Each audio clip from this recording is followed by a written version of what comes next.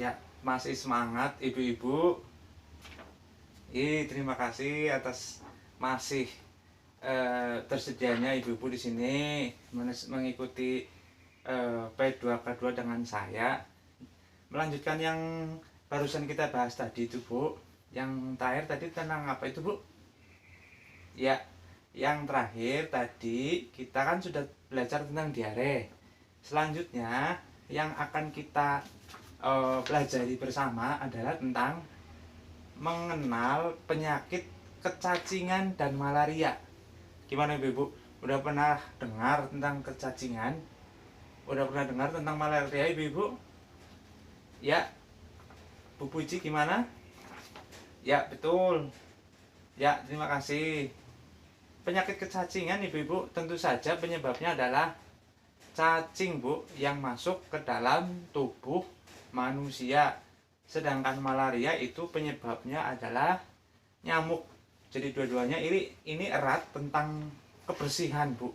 Jadi selain kalau lingkungan kotor akan menyebabkan diare, akibat yang lainnya adalah tentang kita atau anak-anak kita rentan akan terkena penyakit kecacingan dan malaria. Nah, nih Bu, yang perlu kita ketahui bersama ini Bu, bahwa sebelum masuk materi, saya mau tanya nih ibu-ibu, apakah ibu-ibu di sini ataukah keluarganya atau yang lebih utamanya anak-anak ibu-ibu pernah menderita kecacingan? Ayo Bu, ngaku aja, nggak apa-apa.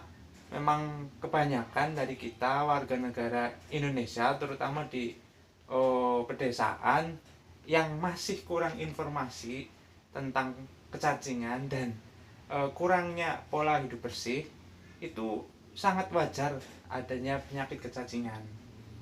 Bahkan untuk generasi kita yang generasi lama, itu seperti hampir sebuah kewajaran. Nah, pertanyaannya, untuk yang saat ini anak ibu-ibu, apakah mereka pernah kecacingan? Ya. Oke, nggak apa-apa Bu. Nanti kalau nggak ada yang mau ngaku, ya kita bahas aja nanti pelan-pelan. Barangkali nanti ibu jadi tahu, mungkin yang pada awalnya itu kecacingan, tapi ibu-ibu nggak tahu. Nanti kita bahas bersama. Nah, selanjutnya, apakah bahayanya ibu-ibu jika anak ibu itu terkena kecacingan? Ya, utamanya itu kecacingan adalah terganggunya pertumbuhan anak-anak dari ibu-ibu semuanya. Kan kasihan itu ibu-ibu, dan eman-eman sudah makan banyak, ibu-ibu masak enak, bergizi, karena anak ibu kecacingan, makanan yang tadi nutrisinya tidak terserap oleh anak ibu, tapi malah dimakan oleh cacing di perutnya. Nah, ini Bu, sebenarnya kalau untuk malaria di sini kan kita tidak terlalu terekspos kasusnya, walaupun ada tapi sangat jarang, 1-2 aja. Bahwa mungkin anak-anak ibu ada yang pernah terkena malaria. Malaria itu sebenarnya hampir sama dengan nyamuk Aedes aegypti Bu. Ini kebanyakan di Indonesia bagian timur, tapi ya ini saya tanyakan aja. Tentunya baik kecacingan ataupun malaria, ini masing-masing punya resiko atau bahaya jika anak-anak kita terkena Bu. Untuk mempelajari tentang kecacingan dan malaria Bu, ini ada flip chart, kita baca bersama. Nanti juga kalau perlu saya kasih salinannya untuk ibu-ibu, karena tidak semuanya punya buku pintar ya Bu. Ini untuk saat ini saya bacakan saja flip chart 32 tentang jenis-jenis cacing dan pencegahan kecacingan pada anak Bu. Jadi kalau saya kan sering mancing Bu, cacing yang saya pakai itu cacing tanah, ataupun ada cacing yang di pohon pisang itu Bu. Tapi kalau kecacingan ini yang jadi penyakit bukan tentang cacing itu Bu.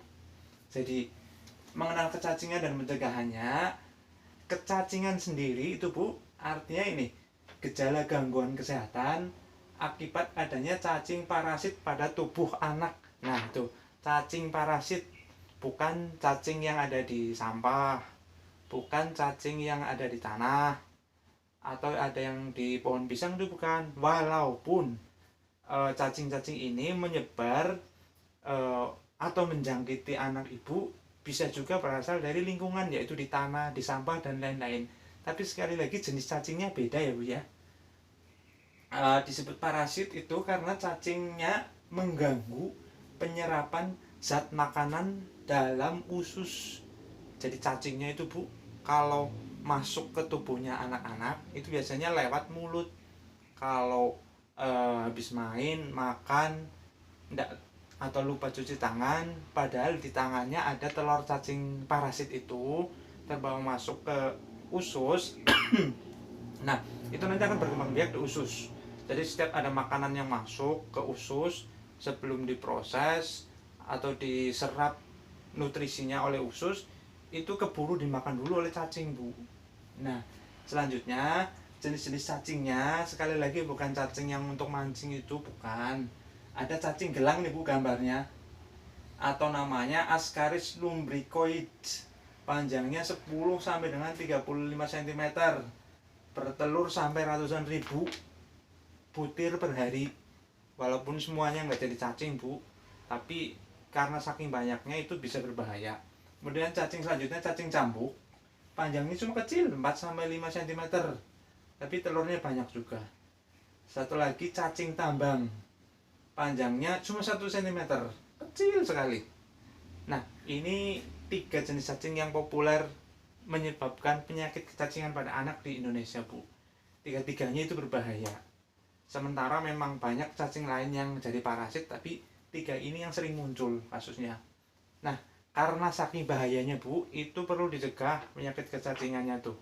Cara pencegahannya adalah, satu, itu tadi yang saya bilang, anak biasanya habis main, makan, lupa nggak cuci tangan. Maka harus dibiasakan, satu, cuci tangan pakai sabun dan air mengalir. Sabunnya bisa sabun apa aja, sabun colek boleh, sabun cuci piring boleh, sabun batangan yang untuk mandi boleh.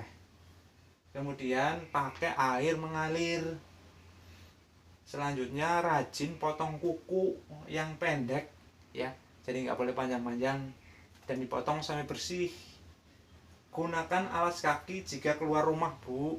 Jadi ya kalau misalnya lagi di sawah nggak pakai alas kaki nggak apa-apa, tapi setelah dari sawah, mungkin menginjak manapun, pulang dari sawah atau beraktivitas yang lain, usahakan pakai alas kaki.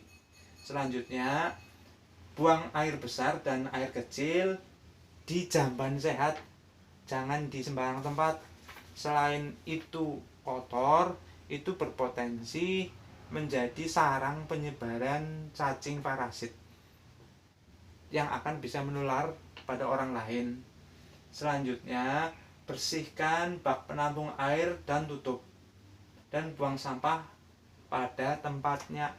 Itu tadi hal-hal yang perlu dilakukan untuk pencegahan. Sekali lagi diulang, cuci tangan pakai sabun dan air mengalir, potong kuku, gunakan alas kaki, terus BAB di jamban sehat, bersihkan penampung air dan tutup, dan selanjutnya buang sampah pada tempatnya. Intinya adalah perilaku atau pola hidup bersih dan sehat ibu-ibu. Nah, selanjutnya untuk malaria dan pencegahannya. Malaria itu disebabkan oleh gigitan nyamuk Anopheles betina yang mengidap malaria. Jadi yang sakit malaria itu nyamuknya dulu Bu, kemudian ditularkan kepada orang atau anak kita yang digigit oleh nyamuk Anopheles betina ini. Nah, untuk pencegahannya, karena berbahaya dicegah nih Bu, pencegahannya adalah memakai kelambu anti nyamuk berinsektisida yang tidak berbahaya bagi kesehatan manusia. Ini kelambu ini banyak tersedia di apotek, mungkin di toko-toko kesehatan itu sudah ada. Walaupun sekali lagi kasusnya masih jarang, tapi alangkah baiknya demi kenyamanan anak, kalau ibu ada kesempatan, ada rezeki, silahkan dibeli ini kelambu. Murah kok, ndak mahal. Nah, untuk penanganannya sendiri, kalau yang kecacingan tadi, anak terkena penyakit kecacingan, itu mungkin anak sepertinya sehat, masih keadaan biasa. Tapi kalau untuk anak yang terkena malaria itu akan sangat berbahaya Bu, mengancam nyawa, dan itu tidak bisa jangka panjang, mungkin sebentar saja sudah harus dapat pertolongan. Nah, anak yang terkena malaria harus segera dibawa ke puskesmas jika anak-anak demam disertai kejang, jadi step itu Bu. Kemudian demamnya tadi itu nggak turun-turun lebih dari 2 hari, kemudian kulitnya bintik-bintik warna merah, mimisan, terus BAB-nya itu kotorannya berwarna hitam. Begitu ibu-ibu ya.